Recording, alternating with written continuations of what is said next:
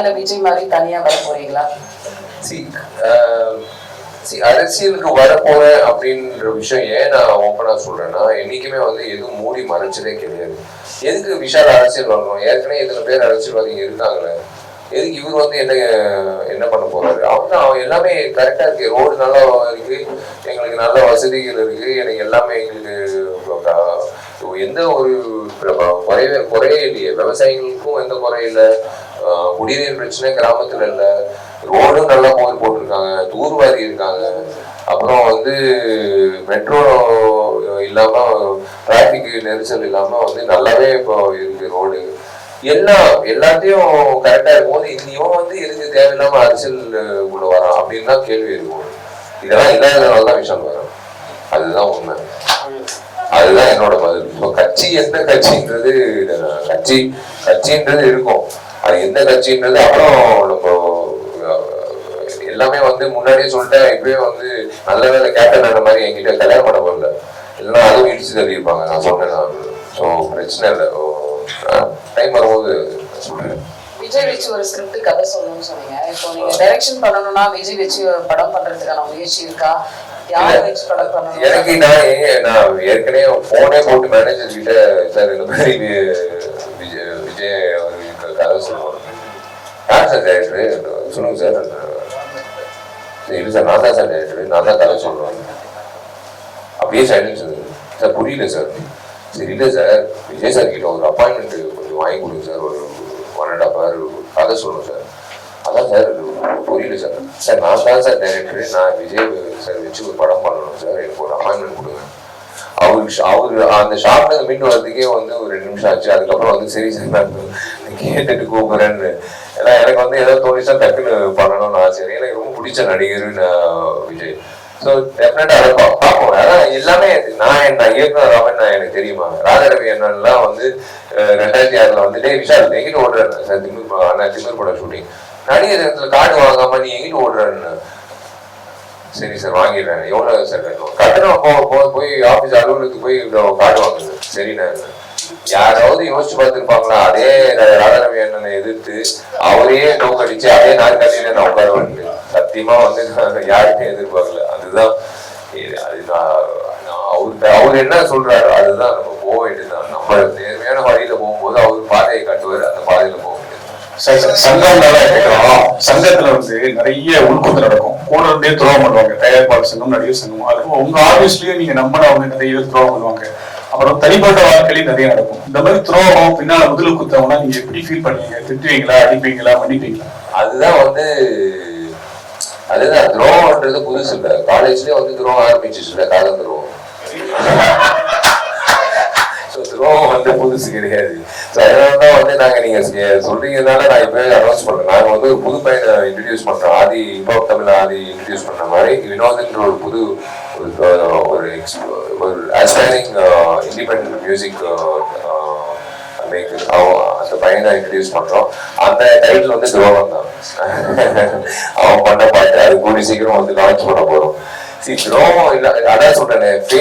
Failure நீங்க அடைஞ்சீங்கன்னா சக்சஸோட அருமை தெரியும், இல்லைன்னா சக்சஸோட அருமை தெரியாது. எல்லாம் போயிட்டே இருக்கும் அப்படின்னு. அப்படி கிடையாது. கீழே பார்த்தாதான், கீழே இறங்கினாதான் மேல எப்படி போகணுன்றது நீங்க அந்த இது இருக்கும், அந்த உணர்வு இருக்கும். அதே மாதிரிதான் துரோகம்ன்றது நீ பண்ணதுக்கு அப்புறம் உனக்குதான் இழப்பு. எனக்கு ஒண்ணும் இழப்பு கிடையாது. விஷாலா தான் இருப்பான். நீ வந்து விஷாலா இறக்குற. எனக்கு 1000 பேரும் கிடைச்சாங்க உன்ன மாதிரி. உனக்கு ஒரு விஷயம் தான் கிடைப்பான். அது அப்படிதான் நான் சொல்லிட்டு நான் போவேன். நீ என்ன பயன்படுத்திக்கோ, நல்லபடியா பயன்படுத்திக்கோ, நீயும் நல்லா இருப்ப. நீ என்ன வந்து உனக்காக ஒரு வேற ஒரு காழ்ப்புணர்ச்சியோட நீ பயன்படுத்திக்கிறேன்னா விஷால இறக்குற நீ. அவதான் முடிஞ்சு போச்சு. அது நல்ல விஷயம் தான். துரோகம்ன்றது அந்தந்த நேரத்துல வந்து சந்திக்கிறது தப்பே கிடையாது. Teach you a lot of things. நான் தான் சொல்றேன். இப்போ நான் உட்காந்துட்டு இருக்கும் போது நான் வந்து அப்படியே எனக்கு மைண்ட் செட்ல ஹோம்ஒர்க் ஒரு பக்கம் ஓடிட்டு இருக்கும். எனக்கு போய் 2 டைரக்டர் பிளஸ் ஆக்டர் இல்லை. இப்ப என்னன்னா எங்கேயாவது ஹோட்டல்ல ரெஸ்டாரண்ட்ல உட்காந்தாலும் சரி, எங்கேயாவது உட்காந்தாலும் சரி, எல்லாரையும் அப்படியே பார்ப்பேன். அவர் வந்து நேற்று நைட்டு தூங்கினாரா, இல்ல 4 மிஸ் கால் இருக்கும் கண்டிப்பா. 2 கேர்ள் ஃப்ரெண்டு, இன்னொன்று 2 ஆஃபீஸு. அந்த மாதிரி வந்து ஒவ்வொரு விஷயம் ஓடிட்டே இருக்கு. அந்த மாதிரி தான் நான் வந்து already I know who is having an ulterior motive. அதாவது சொன்னல எண்ணம் போல் வாழ்க்கைன்றது ஒரு விஷயம். அது இல்லாமல் வந்து ஜென்ரலாக வந்து வெளியில ஒன்று சொல்றது உள்ளுக்குள்ள ஒன்று வச்சுக்கிறது நிறைய பேர் நம்ம சந்திக்கிறது நல்லது தான் வாழ்க்கையில். 2026 பட்டியல் ரொம்ப அற்புதமா இருக்கும்னு சொன்னீங்க. அந்த பட்டியல் உங்க பேர் இருக்கும்? கண்டிப்பா இருக்கும். அதான் சொல்றேன்.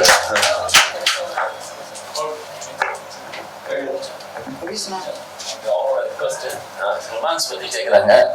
ரியல் ரொமான்ஸ் என்ன? லவ். ஐயோ, ரியல் ரொமான்ஸ் வந்து it's only cinema. The reason why I'm saying cinema நான் அழுகுறதுக்காக சொல்லல. உண்மையிலே யாராவது இருந்தாங்கன்னா கண்டிப்பா அந்த ஃபங்க்ஷனுக்கே நான் கூட்டிட்டு வந்திருப்பேன். யாரும் இல்ல, வண்டியில வந்து என் அசிஸ்டன்ட் தான் இருக்கான். அவனை கூட்டிட்டு வந்து என்ன தப்பா நினைப்பாங்க. அது as of now எனக்கு வந்து like my mind is completely focused 24/7. பல் தேய்க்கும் போது, தூங்கும் போது, எந்திக்கும் போது, பல் தேய்க்கும் போது, குடிக்கும் போது, அந்த நாள் முழுக்க வந்து ஃபுல்லா வந்து எனக்கு ரத்தனத்துக்கு அப்புறம் துப்பறியல் தான். அதுதான் அப்படிதான் போயிட்டு இருக்கு. So when there is some place சத்தியமா அவ்வளோ பொறுமை நம்ம நிறைய நேரம் செலுத்த வேண்டியது இருக்கோம்னா அந்த மாதிரி யாருங்க கவனம் செலுத்துறதுனா அவங்களே வந்து வேணாம் இவங்க வேஸ்ட் இவன் ஒரு ரொமான்டிக் ஹீரோன்னு சொல்றாங்க. நானே ஒத்துக்கிறேன், நான் ஆக்ஷன் ஹீரோங்க வேணாங்க அப்படின்னு தான் சொல்லிட்டு இருக்கேன். அது டைம் வரும்.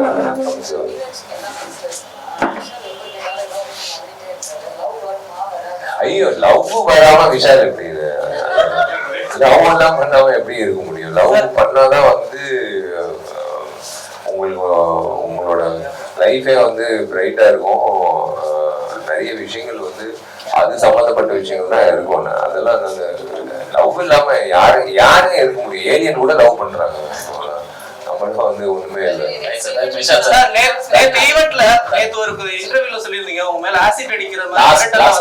அது அப்போ எலெக்ஷன் டைம்ல 2015 வந்து பரதேசி அவன் பேர் சொல்லியிருந்தா கூட பேர் சொல்லியிருப்பான். பட் அதான் அது யூ ஷுட் ஃபேஸ் ஆல் தட்ங்க. அது சும்மா வந்து என்ன அதான் வீட்டுல எப்படி உங்களுக்கு ஊக்கப்படுத்துறாங்க அப்படின்றது ரொம்ப முக்கியம். நம்மளா வந்து தைரியமா போறது இல்லை.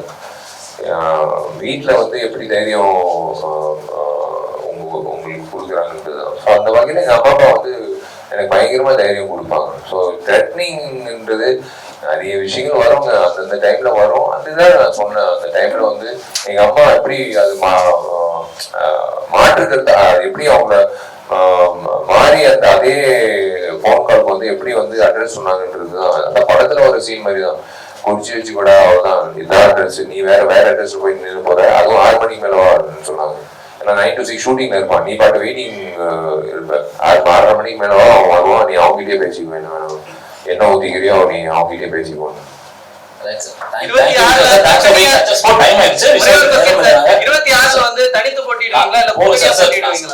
தெரியலங்க, அது வந்து எங்களுக்கு பட்டியல் தெரியாது பிரதர். ஏப்ரல் 26 செப்டம்பர் 15 மார்க்கெட்மி இதெல்லாம் வந்து நாங்க எப்பயும் முடிவு பண்ணுவோம். அந்த நேரத்துல எந்த படம் வருதுன்னு யாருக்குமே தெரியாது. நாங்க அறிவிச்சிட்டோம். இப்ப நீங்க 26 ரத்னம் வருதுன்னு உங்களுக்கு எல்லாருக்கும் தெரியும். 2026 ஆமாமா.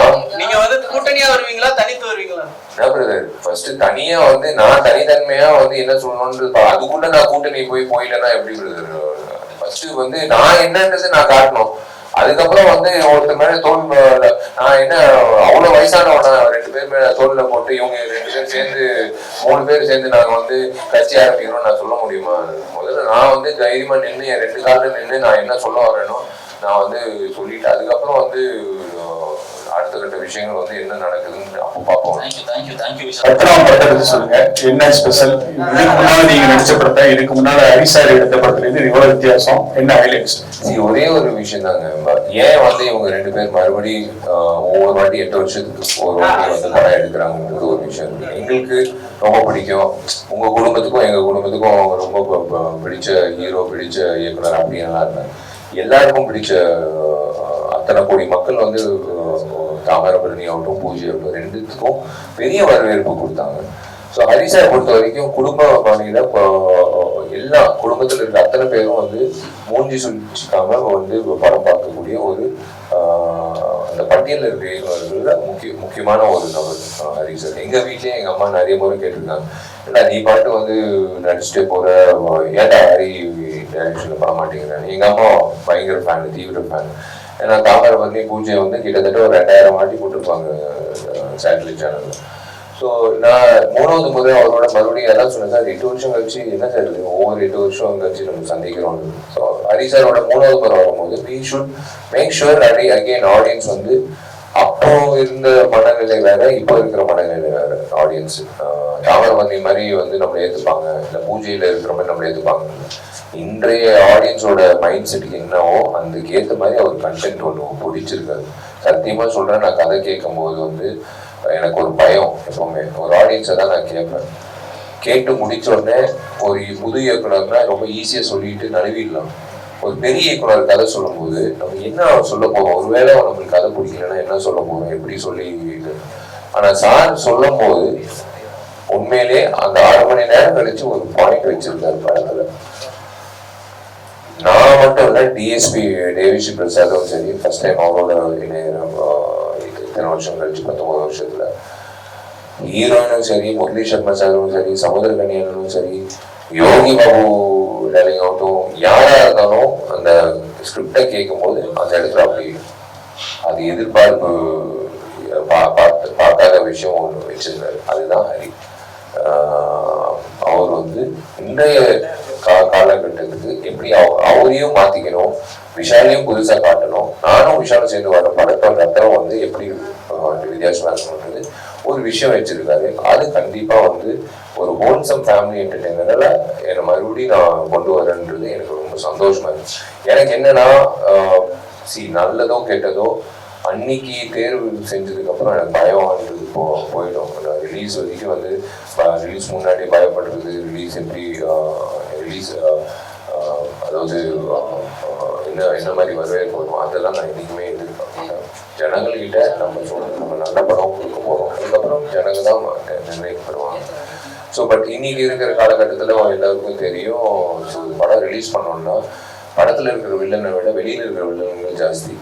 அவங்களெல்லாம் வந்து தாண்டி வந்து படத்தை ரிலீஸ் பண்ணணும்.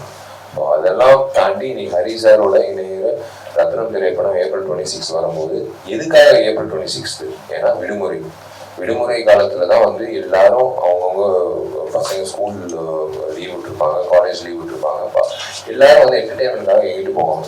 இந்த வெயில் காலத்துல வந்து ஜாலியாக ஒரு 2.5 hours படத்தை ஜாலியாக ஒரு படம் பார்த்துட்டு வர. அதுதான் மார்க் ஆண்டனியோட வெற்றி. எனக்கு ரொம்ப கிடைச்ச ஒரு இத்தனை வருஷத்துல என்ன ஒரு பெரிய காம்ப்ளிமெண்ட் கிடைச்சிச்சு அப்படின்னு சொல்லும்போது, நிறைய பேர் சொன்னாங்க I brought a lot of people out of depression ன்னு சொன்னாங்க. மார்க் ஆண்டனி படம் பார்த்துட்டு கண்டினியூஸா ஓடிடிலையும் அவங்களுக்கு விருப்பப்பட்ட காட்சி. சில பேர் சில்ஸ்மித் அப்படி, எனக்கு தெரியும் உங்களுக்கு சில்ஸ்மித். ஸோ உங்களையும் நான் வந்து இழுக்கணும், அந்த மாதிரி நிறைய பேருக்கு நிறைய விஷயங்கள் பிடிக்கும். அந்த மாதிரி வந்து இந்த ஹரி சார் படத்துல இந்த படத்துல நிறைய விஷயங்கள் வச்சிருக்காரு. ஸோ டெஃபினட்டா April 26 it is going to be a nice entertainer for the summer holidays. ஒரு சம்மருக்கான நல்ல ட்ரீட் அது. சார் நடிகர் சொன்னா எப்போ தொடங்க போறீங்க, ஆரம்பிக்க போறீங்க? அதுல உங்க கல்யாணமும் துவக்கி, அதனால கேட்கறேன். எதிர்பார்க்கிறோம். கண்டிப்பா சார். அதான் பில்டிங் கட்டுறது சாதாரண விஷயம் இல்லை. இந்த மாதிரி ஒரு பில்டிங் எழுப்பியிருந்தா எப்பயோ நாங்கள் முதல் வருஷத்துலேயே எழுப்பியிருப்போம். ஆனா ஒரு ஐகானிக் பில்டிங் பண்றது வந்து ஒரு வித்தியாசமா பண்ணணும். படமா இருந்தாலும் சரி, நம்ம செயல்பாட்டிலையும் சரி, ஒரு பில்டிங் வந்து திரும்பி பார்க்க வைக்கிற மாதிரி. தமிழ்நாடே வந்து இப்போ யாராவது எங்கிட்டயாவது நாகர்கோயிலேருந்து கிளம்பி சென்னைக்கு வராங்கன்னா ஒரு 8 பார்த்துட்டு போயிடலாமா, எம்ஜிஆர் சமாதி ஒரு வாட்டி பார்த்துட்டு போயிடலாம் அப்படின்ட்டு எல்லாரும் வருவாங்க. அது இயல்பான ஒரு விஷயம். அதே மாதிரி ஒரு 8 பார்த்துட்டு போயிடலாமா, நடிகர் சங்கம் பில்டிங்னு சொல்றாங்களே, இப்போ ரொம்ப வித்தியாசமா இருக்கு, இப்போ பார்த்துட்டு வரலாமான்ற ஒரு உணர்வு தான் நாங்க வந்து இவ்வளோ கஷ்டப்பட்டு போராடி கொண்டு வரோம். இந்த வருடத்துக்குள்ள நாங்க வந்து கொண்டு வந்துடுவோம், பில்டிங் வந்துடும். கல்யாணம் நான் அப்புறம் சொல்றேன். கண்டிப்பா சார். அது ஏன் வைக்கிறோம்னா முக்கியமா 2 விஷயங்கள் இருக்கு. ஒண்ணு வந்து ஒரு அரங்கம் ஒண்ணு வைக்கிறோம். எப்பவுமே நம்ம வந்து நீங்க பாத்தீங்கன்னா சென்னையில எந்த பெரிய நீங்க அவார்ட் ஃபங்க்ஷன் வந்து எல்லாமே ஹைதராபாத் பாம்பேல தான் வைக்கிறாங்க. ஏன்னா நம்ம கிட்ட அந்த மாதிரி ஒரு ஆடிட்டோரியம் கிடையாது. ஸோ முதல்ல அது வந்து போக்குறதுக்காக வைக்கிறோம்.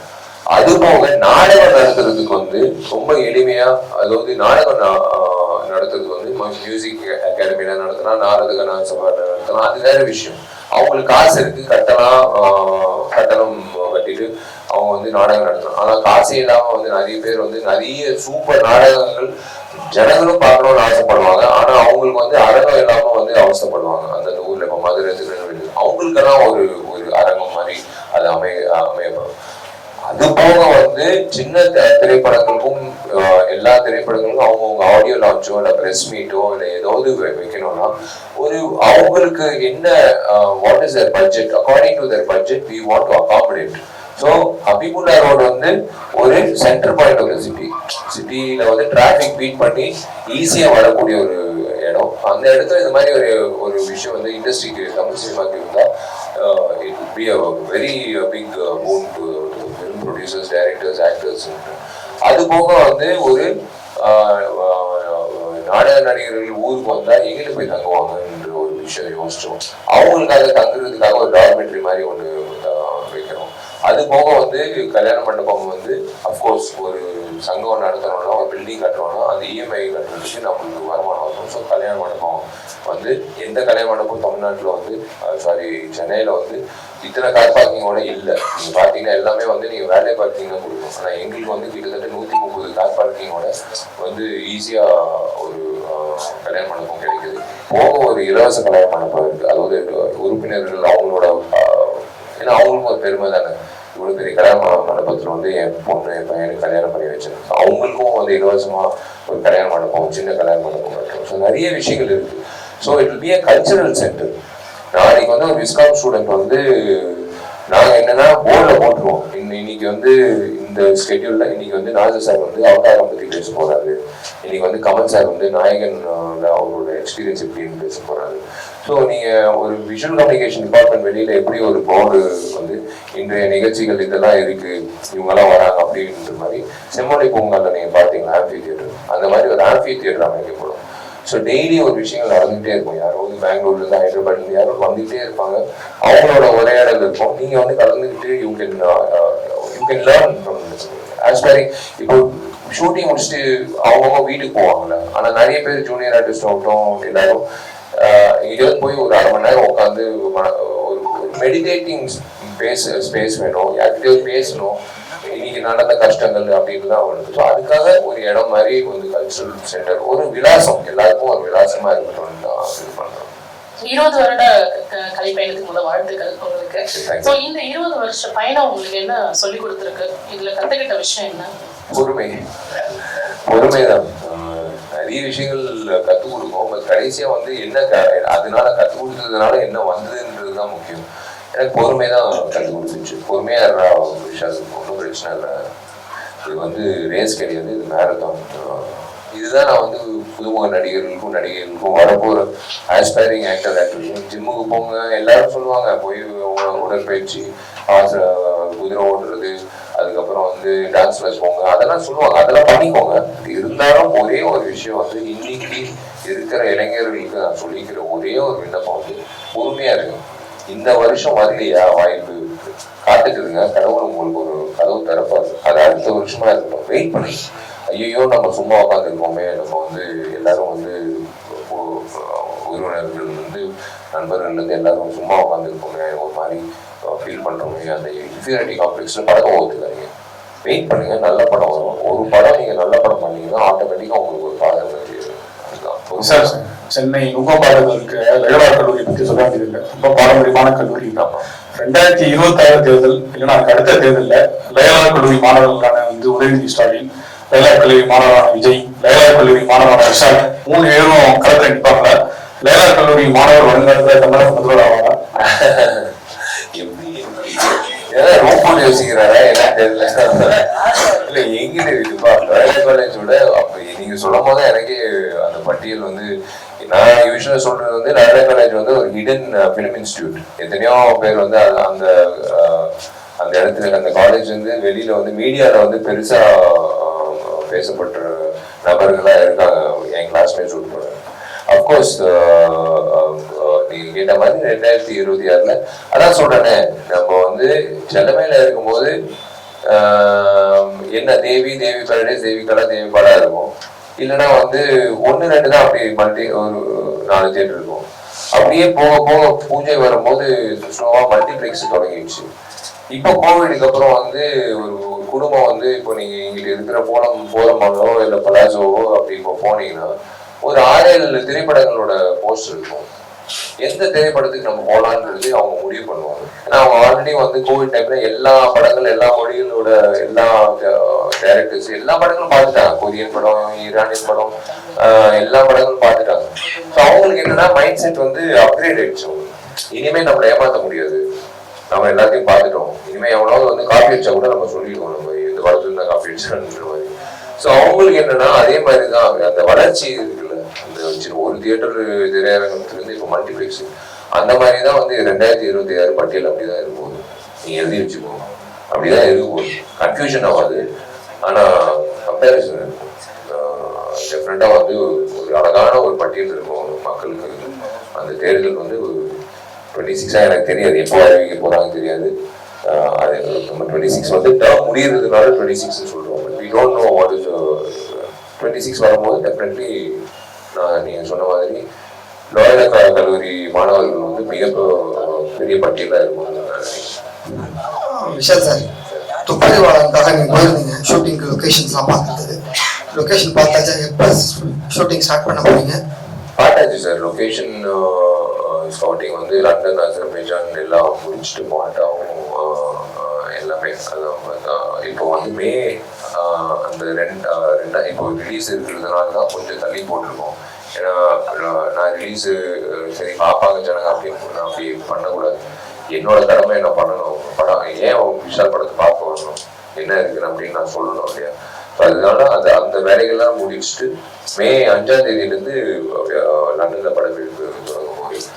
ஸோ அதோட விஷயங்கள் எல்லாமே வந்து மே மாதம் இந்த படம் ரிலீஸ்க்கு அப்புறம் சொல்லும் போது எஸ் நிறைய உங்களுக்கு அதிர்ச்சியான விஷயங்கள் இருக்கு. நல்ல இன்ப அதிர்ச்சிகள் தான் நோட்டூரில் நிறைய விஷயங்கள் இருக்கு. அது will share it that time. துப்பரவன் வந்து குழந்தைல ஆஸ் அ டைரக்டர், புது டைரக்டர்னா டெஃபினட்டாக அதுக்கு நான் I have to give the best content. இவன் என்னத்தை கிழிக்க போறான், மற்ற டேரக்டரை விட இவன் என்னத்தை புதுசாக வந்து கிழிக்க போறான்னா எல்லாரும் என்ன பார்ப்பாங்க. அதை தாண்டி ஒரு கண்டென்ட் கொண்டு வரணும். அதுக்கு மே மாதம் தொடங்கணும். விஷால் சார், உங்களுக்கு தான் ஒரு கேள்வி. First of all congratulation for இந்த சென்சார் ஷெடியூல் வந்து நீங்கள் வந்து இந்த மார்க் ஆண்டனியோட ஹிந்தி வெர்ஷனுக்கு வந்து இருக்கும்போது நீங்கள் வந்து அப்ஜெக்ட் பண்ணீங்க, அதுக்கப்புறம் அதை ரைஸ் பண்ணீங்க question. It was top and good overall. புரியுங்களா? இது சம்பந்தமா வந்து நான் ரீசெண்டா வந்து ஒரு இன்டர்வியூ வந்து மிஸ்டர் பக்ரி சாமி ரிட்டையர்டு ரீஜனல் வந்து அவர் பண்ணும்போது he appreciated you what me to அப்புறமா அவர் சொல்லும்போது நான் சொல்ல, இன்னைக்கு இருக்கிற ஜெனரேஷன் மாற மாற மாற there needs to be some corrections made in the CBFC acts அப்படிங்கற. What is your suggestion about it? Do you feel anything to be corrected there? இல்ல, CBFC பொறுத்த வரைக்கும் உண்மையிலே ரொம்ப பகிரங்கமான ஒரு விஷயம் வந்து ஓப்பனா வந்து நடந்த விஷயம். எல்லாருக்கும் தெரியும், மும்பையில் நடந்த விஷயம். 6.5 lakhs வந்து கேட்டாங்க. அதுதான் அங்கிட்டு தான் தொடங்கின துப்பறியாளர் வேலை. இவங்க எப்படியும் வந்து வாட்ஸ்அப்பில் வருவாங்க. அதனால தான் என்னோட ஹரிகிட்ட சொல்கிறேன், ஹரி அவங்க எப்படியும் வாட்ஸ்அப்பில் வருவாங்க. வாட்ஸ்அப்லேயே வந்து ஸ்பீக்கர் போட்டு அது இன்னொரு ஃபோனை வச்சு ரெக்கார்ட் பண்ணிக்கொள்ளு. சிபிஐ சிரிச்சிட்டாங்க. இதெல்லாம் எப்படி உங்களுக்கு யோசனை வந்தது? எனக்கு ஒன்று துப்பறியாளர்னு ஒரு படம் எடுக்கிறாரு, அவரு தான் அந்த ஐடியா கொடுத்தாரு. அது வச்சுதான் வந்து எங்களுக்கு எவிடன்ஸ் கிடைச்சிருக்கு. அது வந்து டெஃபினட்டா பதிவு பண்ண வேண்டிய விஷயம். ஒரு சிபிஎஃப்சிலே இப்படி வந்து லஞ்சம் கேட்கறாங்கன்னா அப்போ மற்ற பென்ஷனுக்காக ஒரு வயசானவர் வந்து அவரு எவ்வளவு கஷ்டப்படுவாரு, இல்லை ஒரு விவசாயி வந்து அவருக்கான நிறைய விஷயங்கள் இருக்குல்ல. ஸோ அது பதிவு பண்ணதுக்கு அப்புறம் இனிமே வந்து எனக்கு ரொம்ப சந்தோஷம் என்னன்னா அவங்களே சொல்லிட்டாங்க, எப்பா சாமி இனிமே வந்து மாப்பே பக்கம் வந்துடாதீங்க, உங்க லாங்குவேஜா நீங்க உங்க ஊர்லயே ஹிந்தி டப்பிங் நீங்க அங்கிட்டே பண்ணிக்கோங்க சென்சார், பாம்பே பக்கம் வந்துடாதீங்க, பாம்பே வந்து ஹிந்தி படங்கள் மட்டும் நாங்க பாத்துக்கிறோம். அது ஒரு நல்ல ஒரு விஷயம் தானே. யாருமே அவ்வளவு தூரம் போய் நீங்க சர்டிபிகேட்காக வெயிட் பண்ண தேவையில்லை. சென்னை தமிழ் படம் ஹிந்தி டப்பிங்னா தமிழ்லயே பண்ணிக்கலாம் சென்னையில. ஸோ சிபிஎஃப்சி பொறுத்த வரைக்கும் வந்து ஒரே ஒரு விஷயம் தான். இட் இஸ் ஐ விஷ் ஒரு கைட்லைன் புக் மாதிரி எழுதிட்டு எல்லா இயக்குனர் சங்கத்துக்கும் எழுத்தாளர் சங்கத்துக்கும் ப்ரொடியூசர் சங்கத்துக்கும் வந்து ஒரு புக்கா கொடுத்துடணும் கைட்லைன்ஸ். தயவு செஞ்சு இதெல்லாம் எடுத்துட்டு வராதீங்க, டைம் வேஸ்ட் பண்ணாதீங்க. இந்த கெட்ட வார்த்தைகள் யூஸ் பண்றது, இந்த பெண்களை கொச்சப்படுத்துற மாதிரி பேசுறது, சில விஷயங்கள் எல்லாம் இருக்கு. இதெல்லாம் நீங்க போட்டு எங்க கிட்ட வந்து காட்டி இதெல்லாம் மியூட் பண்ணுங்க, போய் மியூட் பண்ணிட்டு கொண்டு வாங்க. போயிட்டு கொண்டு வரும்போது ஒரு பட்டியல் இருக்கும். மற்ற படங்களும் பார்க்கணும் இல்லையா? அவங்க ஒரு நாளைக்கு 2-3 படங்கள் பார்க்கணும். பெரிய விஷயம் சென்சார் ஆபீசர்ஸ்.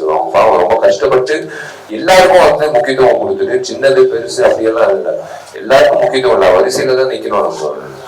ஸோ இது வந்து ஒரு கைட்லைன் புக்கா சிபிஎஃப்சி கொடுத்துட்டாங்க இயக்குநர்களுக்கும், முக்கியமா இயக்குநர்களுக்கும் அண்ட் ப்ரொடியூசர்ஸ்க்கும். அதை தவிர்க்கலாம் அந்த டைம் ஃப்ரேம். முன்னாடியே வந்து இதெல்லாம் அவாய்ட் பண்ணிடலாம், எடுக்கும் போதே அவாய்ட் பண்ணிடலாம். படம் காட்டும் போதே வந்து நீங்க மியூட் பண்ணாலும் ஏன் மியூட் பண்ணக்கூடாது? மியூட் எப்படி நீங்க பண்ணலாமா? ஜனங்களுக்கு தெரியும்ல நீங்க சொல்றப்ப அந்த கெட்ட வார்த்தை. ஸோ அதனால வந்து நீங்க இந்த விஷயங்கள் எல்லாம் பண்ணாதீங்க, தவிர்க்கணும் அப்படின்னு சொல்லிட்டு முன்னாடியே சொல்லிட்டா it be really helpful for directors. இல்லைன்னா அந்த டைம் ஃப்ரேம்ல வந்து கடைசி நேரத்தில் அட்வான்ஸ் புக்கிங் வந்து மல்டிபிளெக்ஸ்லாம் இது இல்லாம சான்றிதழ் இல்லாம வந்து அவங்க தொடங்க மாட்டாங்க. அந்த நேரத்தை பார்த்து நம்ம வந்து மிஸ் பண்ணக்கூடாது. நம்ம புதன்கிழமை அன்னைக்கு வந்து அவன் போய் அந்த படத்தை வாங்குறதுக்கு வாய்ப்பு இல்லைன்னா அடுத்த படத்துக்கு போயிடுவோம், மிஸ் பண்ணிடுறோம் audience. So that's what a guideline book. அதுதான் that will be a nice thing. Vishal sir, நடிகர் சங்கத்துல இப்போ டிராமாக்கு தேட்டர் கட்டாங்க. 25 வருஷத்துக்கு முன்ன பாத்தீங்கன்னா நடிகர் போட்டி நாடகம் நடத்துவாங்க. போட்டி நாடகம் நடத்தி அதுல வந்து விருதெல்லாம் கொடுப்பாங்க. அது மட்டும் இல்லாம அதுல வந்து நிறைய கலைஞர் சினிமாவுக்கு வந்திருக்காங்க. உதாரணத்துக்கு பரட்டாசூரி நடிகர் சங்க நாடகம். சோ அது மாதிரி போட்டி நாடகம் நடத்தி அவார்டு கொடுப்பீங்களா? அதே மாதிரி கலைச்செல்வம் விருது கொடுப்பாங்க, அந்த விருதெல்லாம் கொடுப்பீங்களா? இல்ல கண்டிப்பா இல்ல. அதுதான் நல்ல விஷயம்.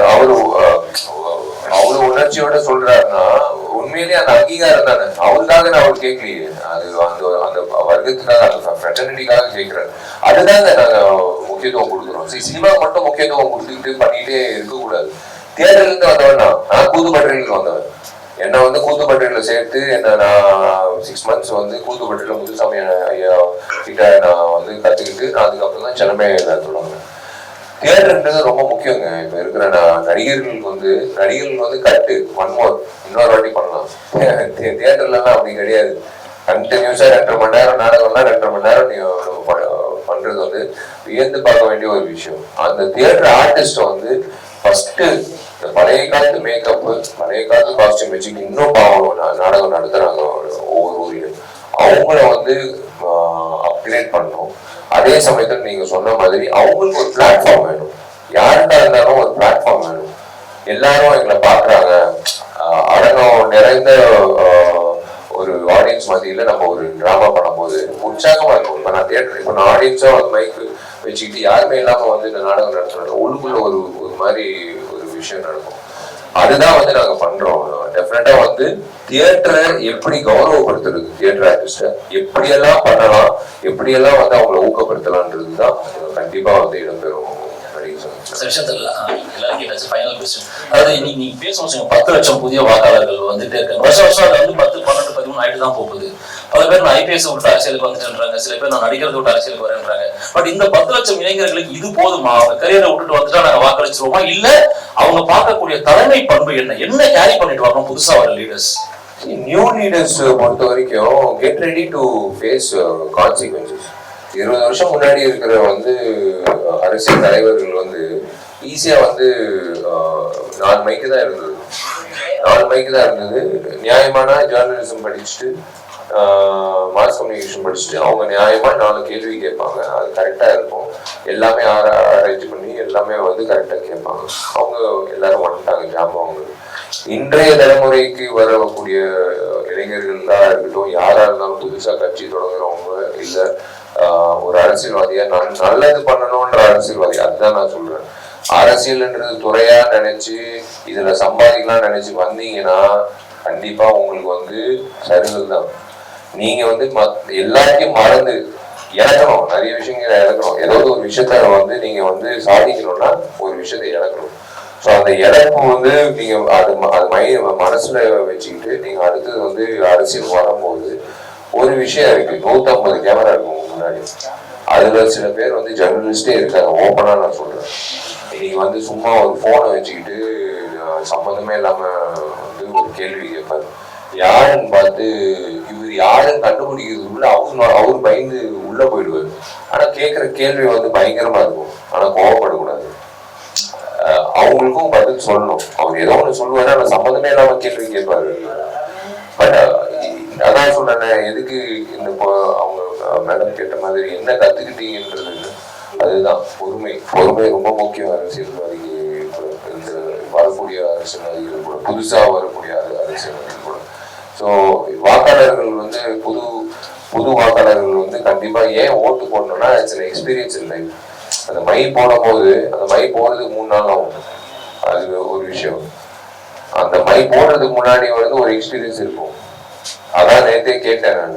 இப்போ யாரும் என்ன கேட்டாங்க, ஒரு இளைஞர் கேட்டாங்க, ஒரு 3rd இயர் ஸ்டூடெண்ட், சார் ஒரு வேலை காசு கொடுத்தாங்கன்னா என்ன பண்றது சார் அப்படின்னு, நீ என்ன பண்ணுவான்னு கேட்டாங்க. அப்படி யோசிச்சாங்க, எதுக்கே யோசிக்கிற, கரெக்டா சொல்றேன், வாங்குறதுன்னா வாங்கு, இல்லை ஏன்னா எப்படியும் உன் காசு தான், உங்ககிட்ட நாட்டி போட்ட காசு தான் திரும்பி உங்ககிட்ட தான் கொடுக்குறாங்க. அதுல வந்து நீ இவ்வளவு யோசிக்காது. அவ்வளவுதான்.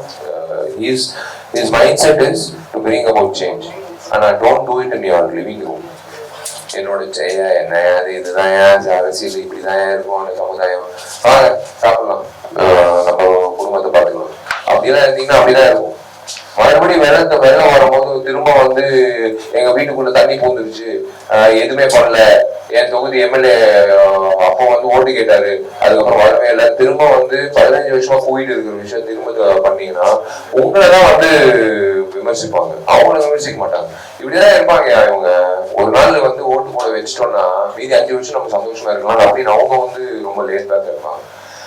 அதை மாத்துறது தான் இந்த 10 லட்சம் ஓட்டர்ஸ். இந்த 10 லட்சம் ஓட்டர்ஸ் போக வெளியூருக்கு வெளிநாடு போயிடுவாங்க கரெக்டா எலெக்ஷனுக்கு முன்னாடி. அவங்களாம் திரும்ப வந்து ஓட்டு போட்டாங்கன்னா அது ஒரு 10 லட்சம் இருக்கு. நீங்க கணக்கு போட்டீங்கன்னா அந்த பயணம் இல்லாம வீட்லயே இருந்து ஓட்டு அந்தந்த ஊர்ல அவங்க ஓட்டு போட்டாங்கன்னா அது ஒரு 10 லட்சம் ஓட்டர்ஸ் இருக்கு. யோசிச்சு பாருங்க, 20 லட்சம் ஓட்டர்ஸ் வந்து ஓட்டு போட்டாங்கன்னா அது யாரா இருக்கட்டும் ஒரு பெரிய மாற்றம் ஏற்படும். அந்த 100% நீங்க சொல்றீங்களா, அந்த 100% வந்து வந்ததுன்னா உண்மையிலேயே சாமோ சார் எல்லாம் பாட்டு பாடி இருக்காரு, அவேர்னஸ் பண்ணியிருக்காரு. ராதாகிருஷ்ணன் சார் வந்து அவரு முயற்சி பண்ணிட்டு இருக்காரு, கிரேட்டர் சென்னையோட கமிஷனர். எல்லாரும் வந்து அவங்கவுங்க 40,000 பேர் பாடுபட்டு பண்றாங்க அந்த 2 வருஷமா இந்த எலெக்ஷன் நடக்கிறது. அவங்களுக்கு ஒரு மரியாதை கொடுங்க, அந்த காவல்துறைக்கும் அந்த அதிகாரிகளுக்கும் ஐஏஎஸ் ஆபீசர்ஸ்க்கும் அந்த கமிஷனர்களுக்கும் அந்த எலெக்ஷன் ஆபீசர்ஸ்க்கும் எல்லாருக்கும் ஒரு மரியாதை கொடுங்க. அவங்க ஏன் உழைக்கிறாங்க, எதுக்கு டே நைட் உழைக்கிறாங்க ஒவ்வொரு பூத்துல, நீங்கெல்லாம் வந்து ஓட்டு போடணுன்றதுக்காக. ஸோ அதெல்லாம் அதான் சொல்றேன், கண்டிப்பா வெயில் மே மாசம் ஏப்ரல் மாசம் வெயில் அடிக்கும், சொல்ல முடியாது. கடவுள் திடீர்னு வாழ்த்தி மழை கூட தூரலாம். அதை தாண்டி வந்து கியூ வந்து எங்கிட்ட இருந்தாலும் கியூ, நீங்க போன் வாங்குறதுக்கு கியூல நின்று போன் வாங்குறீங்க, நீங்க கியூல நின்று உங்களுக்கு பிடிச்ச ஹீரோ படம் பார்க்கறதுக்கு டிக்கெட் வாங்குறீங்க, நீங்க கியூல நின்று உங்களுக்கு பிடிச்ச உடைகள் வந்து வாங்குறீங்க. ஏன் உங்களுக்கு பிடிச்ச அரசியல்வாதிக்கு மட்டும் கியூல நீங்க நின்று நீங்க வந்து ஓட்டு போட மாட்டேங்கிறீங்க? அதுதான் முக்கியம். அவருதான் அந்த கியூ தான் முக்கியம். நீ அந்த கியூல முதல்ல நின்று பண்ணிட்டனா அடுத்த கியூ எல்லாம் நீ ஜாலியா பண்ணிக்கோ அடுத்த 5 வருஷம். அதுதான். எனக்கு கொஞ்சம் கொஸ்டின் இருக்கு. அடிக்கடி சொல்லுவாங்க விஷால் வந்து இந்த கட்சியில சேர போறாரு, இந்த கட்சியில சேர போறாரு அப்படின்னு. உண்மையா நீங்க அரசியலுக்கு வந்தா பர்டிகுலரா ஒரு கட்சியில சேருவீங்களா, இல்ல விஜய் மாதிரி தனியா வர போறீங்களா? அரசியலுக்கு வரப்போறேன் அப்படின்ற விஷயம் ஏன் நான் ஓப்பனா சொல்றேன்னா, என்னைக்குமே வந்து எதுவும் மூடி மறைச்சதே கிடையாது. எதுக்கு விஷால் அரசியல் வரணும்? ஏற்கனவே இத்தனை பேர் அரசியல்வாதிங்க இருக்காங்களே, எதுக்கு இவர் வந்து என்ன பண்ண போறாரு? அவன் எல்லாமே கரெக்டா இருக்கு, ரோடு நல்லா இருக்கு, எங்களுக்கு நல்ல வசதிகள் இருக்கு, எனக்கு எல்லாமே எங்களுக்கு எந்த ஒரு குறையே இல்லையே, விவசாயிகளுக்கும் எந்த குறை இல்லை, குடிநீர் பிரச்சனை கிராமத்துல இல்லை, ரோடும் நல்லா போட்டிருக்காங்க, தூர்வாரி இருக்காங்க, அப்புறம் வந்து மெட்ரோ இல்லாம டிராபிக் நெரிசல் இல்லாம வந்து நல்லாவே இப்போ இருக்கு ரோடு, எல்லாத்தையும் கரெக்டா இருக்கும்போது இவன் வந்து எதுக்கு தேவையில்லாம அரசியல் உள்ள வரான் அப்படின்னு தான் கேள்வி இருக்கும். இதெல்லாம் இல்லாததுனாலதான் விஷயம் வரும், அதுதான் உண்மை, அதுதான் என்னோட பதில். இப்போ கட்சி எந்த கட்சின்றது, கட்சின்றது இருக்கும், அது எந்த கட்சின்றது அப்புறம் நம்ம எல்லாமே வந்து முன்னாடியே சொல்லிட்டேன். இப்பவே வந்து நல்ல வேலை கேப்டன் அந்த மாதிரி என்கிட்ட கல்யாணம் பண்ண போகல, இல்லைன்னா அதுவும் இடிச்சு தள்ளியிருப்பாங்க. நான் சொன்னேன், ஸோ பிரச்சனை இல்லை, டைம் வரும்போது சொல்றேன். விஜய் வச்சு ஒரு ஸ்கிரிப்ட் கதை சொல்லணும்னு சொன்னீங்க. இப்போ நீங்க டைரக்ஷன் பண்ணணும்னா விஜய் வச்சு படம் பண்றதுக்கான முயற்சி இருக்கா? யாரை வச்சு படம் பண்ணணும்? எனக்கு நான் ஏற்கனவே போனே போட்டு மேனேஜர் கிட்ட, சார் இந்த மாதிரி விஜய் அவர்களுக்கு கதை சொல்லுவாங்க. யார் சார் டைரக்டரு சொல்லுங்க சார். இல்லை சார், நான் தான் சார் டைரக்டரு, நான் தான் கதை சொல்லுவேன். அப்படியே சைலன்ஸ் சார், புரியல சார். சரி இல்லை சார், விஜய் சார் கிட்ட ஒரு அப்பாயின்மெண்ட் கொஞ்சம் வாங்கி கொடுங்க சார், ஒரு 1.5 hour கதை சொல்லணும் சார். அதான் சார் புரியல சார். சார் நான் தான் சார் டைரக்டரு, நான் விஜய் சார் வச்சு ஒரு படம் பண்ணணும் சார், எனக்கு ஒரு அப்பாயின்மெண்ட் கொடுங்க. அவரு அந்த ஷாப்ல மீண்டு வர்றதுக்கே வந்து ஒரு 2 நிமிஷம் ஆச்சு. அதுக்கப்புறம் வந்து சரி சார் நான் கேட்டுட்டு கூப்பிடுறேன்னு, ஏன்னா எனக்கு வந்து ஏதோ தோணிச்சா டக்குன்னு பண்ணணும்னு ஆசை. எனக்கு ரொம்ப பிடிச்ச நடிகர் விஜய். ஸோ டெஃபினட்டா அதை பார்ப்போம். அதான் எல்லாமே நான் இயக்குனர் ராமன் எனக்கு தெரியுமா, ராஜரவி அண்ணன்லாம் வந்து 2006 வந்துட்டு விஷால் எங்கிட்ட ஓடுறாரு சார், திமிர் படம் ஷூட்டிங், நடிகர் இடத்துல கார்டு வாங்காம நீ எங்கிட்ட ஓடுறாருன்னு. சரி சார் வாங்கிடுறேன், எவ்வளோ சார் வேணும்? கட்டணம் போய் ஆஃபீஸ் அலுவலகத்துக்கு போய் கார்டு வாங்குது. சரிண்ணா, யாராவது யோசிச்சு பார்த்துருப்பாங்களா? அதே ராதாரவி அண்ணனை எதிர்த்து அவரையே நோக்கடிச்சு அதே நாற்காலியில நான் உட்கார வேண்டிய சத்தியமா வந்து யாருக்கும் எதிர்பார்க்கல. அதுதான் அவர் என்ன சொல்றாரு அதுதான் நம்ம போக வேண்டியதுதான். நம்ம நேர்மையான வழியில போகும்போது அவர் பாதையை காட்டுவார், அந்த பாதையில போக வேண்டியது. சங்கம் கேட்கலாம். சங்கத்துல வந்து நிறைய உள்கொண்டு நடக்கும், கூட இருந்தே துரோகம் பண்ணுவாங்க. தயாரிப்பாளர் சங்கம், நடிகர் சங்கம், அதுவும் உங்க ஆபீஸ்லயே நீங்க நம்பினவங்க நிறைய பேர் துரோகம் பண்ணுவாங்க. அப்புறம் தனிப்பட்ட வாழ்க்கையிலும் நிறைய நடக்கும். இந்த மாதிரி துரோகம் பின்னால முதல் குத்தவங்கன்னா நீங்க எப்படி ஃபீல் பண்ணுவீங்க? திட்டுவீங்களா, அடிப்பீங்களா, மன்னிப்பீங்களா? அதுதான் துரோகம்ன்றது புதுசு இல்லை. காலேஜ்லயே வந்து துரோகம் ஆரம்பிச்சிச்சு இல்லை, காதல் துரோகம். துரோகம் வந்து புதுசு கிடையாது. அதனாலதான் வந்து நாங்க நீங்க சொல்றீங்கனால நான் இப்ப அனௌன்ஸ் பண்றேன். நாங்க வந்து ஒரு புது பையனை இன்ட்ரடியூஸ் பண்றோம். ஆதி ஹிப்ஹாப் தமிழ் ஆதி இன்ட்ரடியூஸ் பண்ண மாதிரி வினோத்ன்ற ஒரு புது ஒரு ஆஸ்பைரிங் இண்டிபெண்டன்ட் மியூசிக் மேக்கர், அந்த பையனை இன்ட்ரடியூஸ் பண்றோம். அந்த டைட்டில் வந்து துரோகம் தான். அவன் பண்ண பாட்டு அது கூடி சீக்கிரம் வந்து லான்ச் பண்ண போறோம்.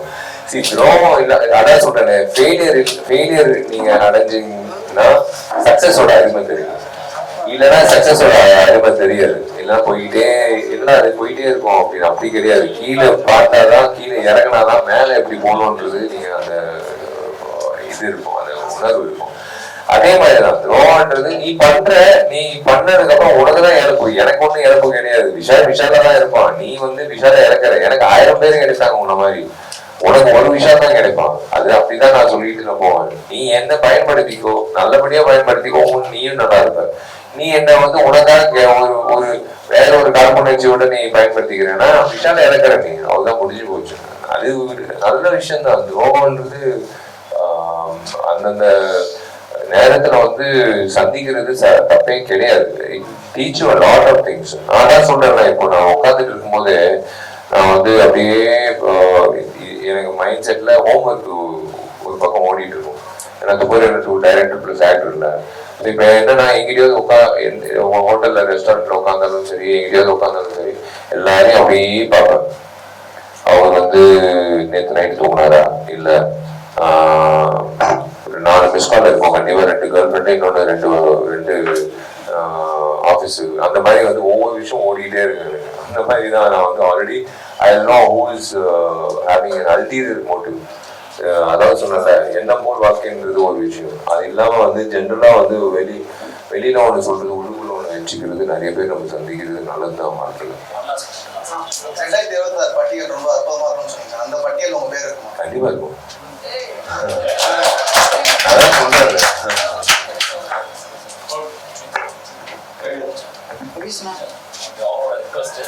ரொமான்ஸ் பத்தி கேக்குறாங்க. ரியல் ரொமான்ஸ் என்ன? லவ். ஐயோ ரியல் ரொமான்ஸ் வந்து it's only cinema. the reason why I'm saying cinema நான் நடுவுறதுக்காக சொல்லல. உண்மையிலே யாராவது இருந்தாங்கன்னா கண்டிப்பா இந்த ஃபங்க்ஷனுக்கே நான் கூட்டிட்டு வந்திருப்பேன். யாரும் இல்ல, வண்டியில வந்து என் அசிஸ்டன்ட் தான் இருக்கான். அவனை கூட்டிட்டு வந்து என்ன தப்பா நினைப்பாங்க. அது as of now எனக்கு வந்து like my mind is completely focused 24/7. பல் தேய்க்கும் போது, தூங்கும் போது, எந்திக்கும் போது, பல் தேய்க்கும் போது, குடிக்கும் போது, அந்த நாள் முழுக்க வந்து ஃபுல்லா வந்து எனக்கு ரத்தனத்துக்கு அப்புறம் துப்பறியல் தான். அதுதான் அப்படிதான் போயிட்டு இருக்கு. So when there is some place சத்தியமா அவ்வளோ பொறுமை நம்ம நிறைய நேரம் செலுத்த வேண்டியது இருக்கோம்னா அந்த மாதிரி யாருங்க அவங்க கவனம் செலுத்துறதுனா அவங்களே வந்து வேணாம் இவங்க வேஸ்ட்டு இவங்கெல்லாம் ஒரு ரொமான்டிக் ஹீரோன்னு சொல்றாங்க.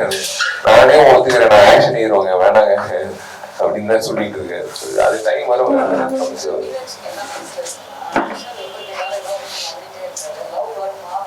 ஐயோ லவ் வராம விஷால் எப்படி லவ் எல்லாம் பண்ணாம எப்படி இருக்க முடியும்? லவ் பண்ணாதான் வந்து உங்களோட லைஃபே வந்து பிரைட்டா இருக்கும்.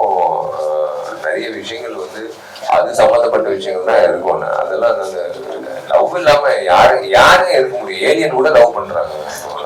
நம்மளும் வந்து ஒண்ணுமே இல்லை.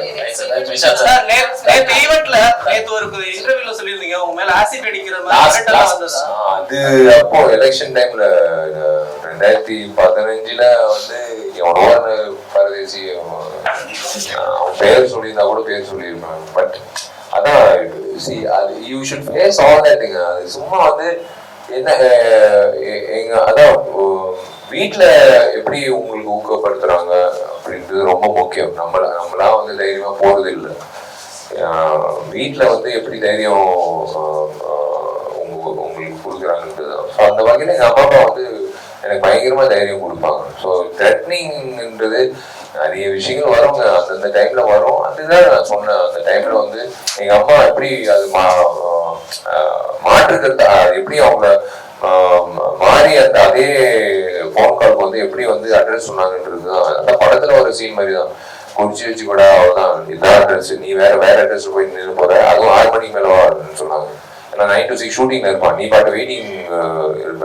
6:30 மணிக்கு மேல அவன் வருவான், நீ அவங்ககிட்டயே பேசிக்க வேணும். என்ன ஊத்திக்கிறியோ நீ அவங்ககிட்டயே பேசிக்கணும்.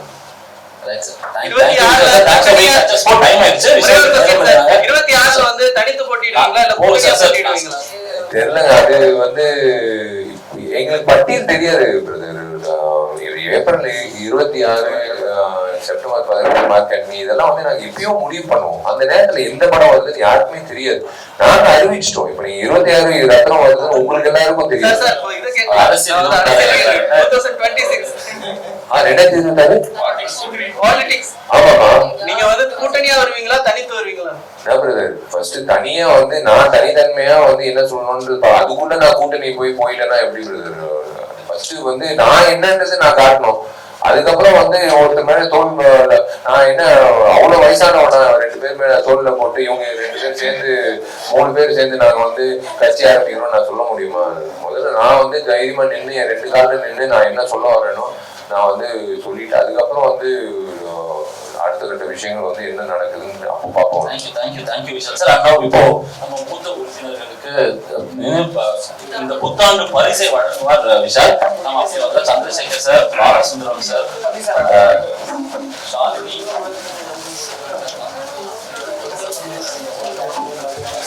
சாக்ஷி ராவ், ஜாஸ்மின்,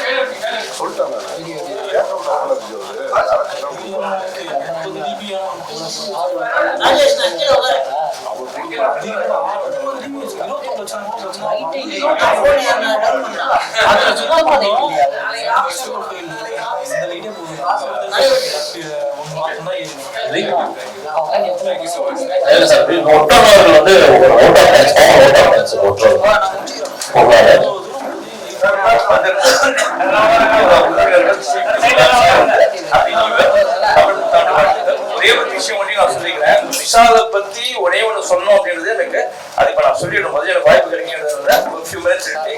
அதாவது விஷால் வந்து எனக்கு ஒரு பத்திரிகையாளர் தான் பழக்கம் ஆகுது. ஆனா விஷால் கிட்ட வந்து நான் ஒரு வாட்டி அப்ரோச் இது வரைக்கும் எனக்கு நான் பர்சனலா approach any of the celebrities. But சில செலிபிரிட்டிஸ் என்ன சொல்லுவாங்க, ஃபர்ஸ்ட் நான் வந்து விஷாலுக்கு ரிக்வெஸ்ட் பண்ணது எப்போன்னா, ஒரு கிக் பாக்ஸர் வந்து ஒரு 8 இயர்ஸ்க்கு முன்னால யோகேஸ்வரி ஒரு ஸ்லம்ல இருக்க நார்த் மெட்ராஸ்ல இருக்க பொண்ணு அதை போய் பேட்டி எடுக்கிறது நல்ல அவார்ட் தான் வாங்குச்சு. அந்த பொண்ணுக்கான பொருளாதாரம் கையில கிடையாது என்கிட்ட சொல்லுது. அப்ப எனக்கு பழக்கமான சில செலிபிரிட்டிஸ் 1-2 பேர் இருந்தது, விஷால் ஒருத்தர். அப்ப விஷால் ஒரே ஒரு மெசேஜ் மட்டும் நான் அனுப்புறேன் அந்த பொண்ணுக்கு சொல்லி. உடனே அவர் வந்து இங்க இருந்து வெளியூர்ல இருந்தாரு. அப்ப ஹரி கிட்ட சொல்லிட்டு இமீடியட்டா அரேஞ்ச் பண்றாரு. அந்த பொண்ணுக்கு ஒரு செக் போட்டு ரெடியா வைக்கிறாரு. அந்த பொண்ணையும் கூப்பிடறான், போய் செக் கொடுக்கலான் போது அங்க வந்து சூழ்நிலை என்னன்னு பாருங்க, அந்த பொண்ணு வந்து அந்த செக் வாங்க முடியாத போது. ஏன்னா அந்த பொண்ணு வந்து அந்த ஒரு டீம் இருக்காங்க பாருங்க, அவங்க வந்து இல்ல கேஷா எங்க கையில கிடைக்கணும்னா அந்த பொண்ணோட நேர்மை என்னன்னா, அப்படி நான் வாங்க மாட்டேன், என்ன நம்பி ஒருத்தர் கொடுக்குறாங்கன்னா செக் என்ன கொடுக்குறாங்க வாங்குறாரு. கடைசியாக செக் வாங்கல அந்த பொண்ணு. அதுக்கப்புறம் விஷாலுக்கு நான் போன் பண்ணி சொன்னேன், ஓகே நோ இஷ்யூ. அதுக்கப்புறம் 2-3 சிச்சுவேஷன்ல வந்து பலருக்கு வந்து நான் வந்து உதவி படிப்புக்கோசரம் சொல்லியிருக்கேன். சொன்ன போது இருக்க பப்ளிசிட்டி வந்தது இல்லை. But I want to make it publicise பண்ணணும்னு சைலண்டா காலம் வச்ச மாதிரி பலருக்கு நான் கேட்ட போது உதவி செய்திருக்கார். சில நடிகர்கள் அதை செஞ்சிருக்காங்க, நான் இல்லைன்னு சொல்ல மாட்டேன். என்ன நான் சொல்லி டிவி பிரகாஷ் பண்ணியிருக்காரு, சிவகார்த்திகேயன். பட் இந்த விஷயம் ஏன் சொல்றேன்னா, பலர் வந்து மீம்ஸ் போடும்போது பல நடிகர்களை வந்து விஷால் மட்டும் இல்ல சிவகார்த்திகேயனை பத்தி கிண்டல் பண்ணி போடுறாங்க. விஷாலை பத்தி இவங்க வராங்களா, இந்த நடிகர் வந்து என்ன செய்யறானா இல்லையானா. ஆனா பல நடிகர்கள் செய்யறது வெளியில தெரியறது இல்ல. சின்ன சின்ன விஷயம் மட்டும் தான் தெரியுது, வெளியே பெரிய விஷயங்கள் தெரியுது. அதுல ஒரு தேங்க்ஸ் சொல்லிக்கலாம். எல்லாரும் அப்படியே